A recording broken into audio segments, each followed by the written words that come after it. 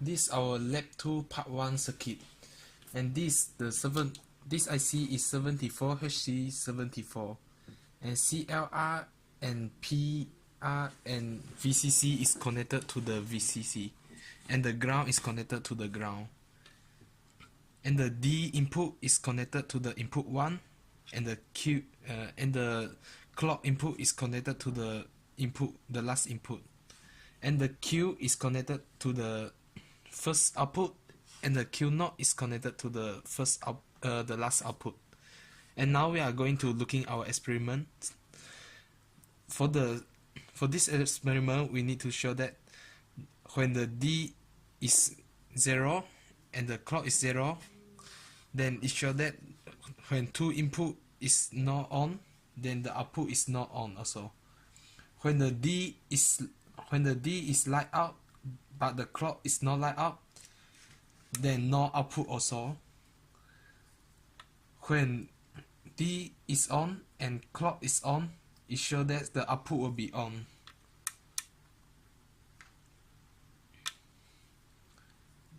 Then when the clock is off but D is still going on, the output will still going on.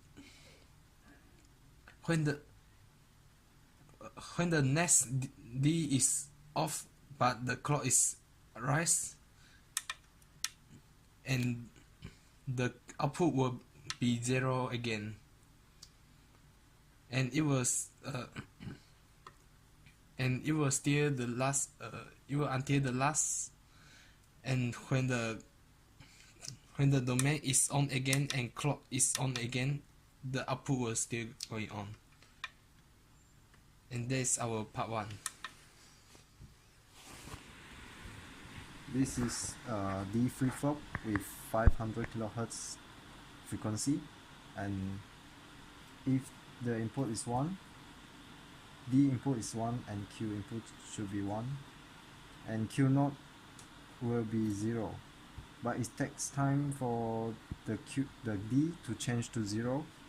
This is our predicted Q results. When the clock input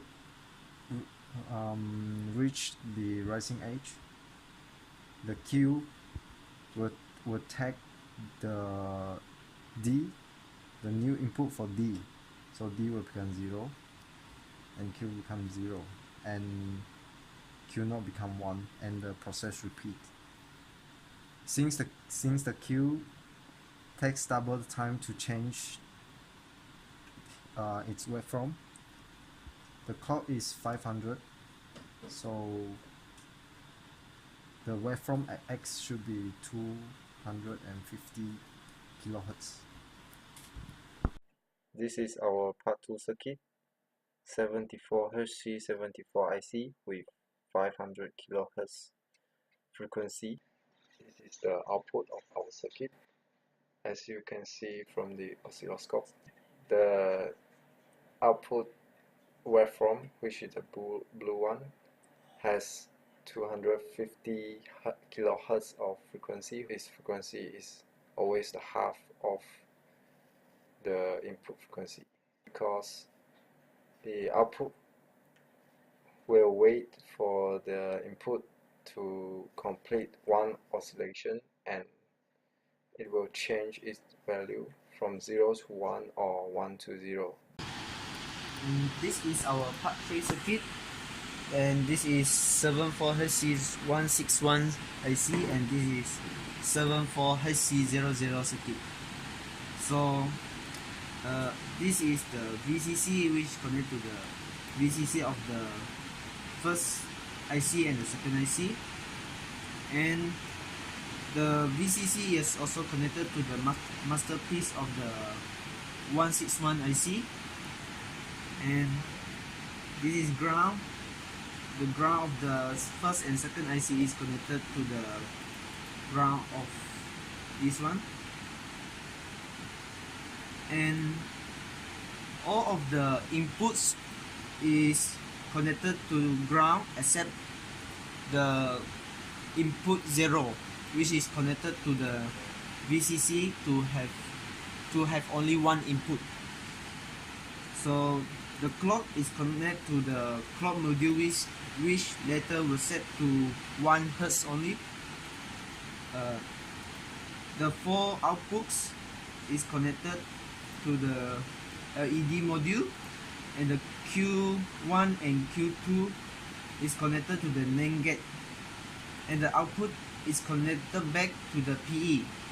When this is to reduce the outcome, the 15 outcomes, and reduce to only 6 outcomes. The CET and the CEP is connected together for looping, and the CEP is connected to the switch to start the loop. So now I start to demo the circuits. We set the Hz to 1 Hz and the CEP start. So 1, 2, 3, 4, 5, 6, and it reset. So this is our part 3 circuit. This is our part 4 circuit. We have 3 inputs connect to die module which has 7 LEDs. 3 inputs is Q1, Q2 and Q0. This is a truth table. When Q1 is pressed, when Q0 is pressed, A will light up,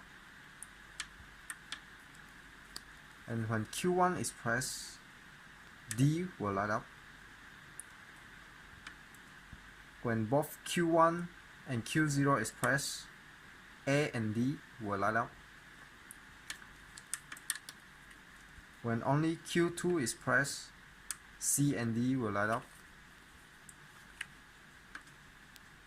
When Q2 and Q0 is pressed, A, C and D will light up. And the last one, Q2 and Q1, when both is pressed, B, C and D will light up. That's all for part 4.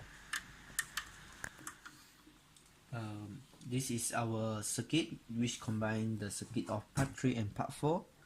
So this is the 7HC00 NAND gate, the 161 IC, and this is the NOR gate and AND gate. So when this is our result, when the switch is on, the dice start to random values.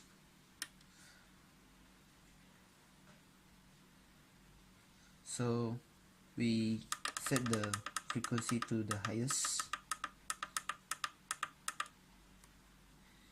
and every time you press the switch, it will randoms a values.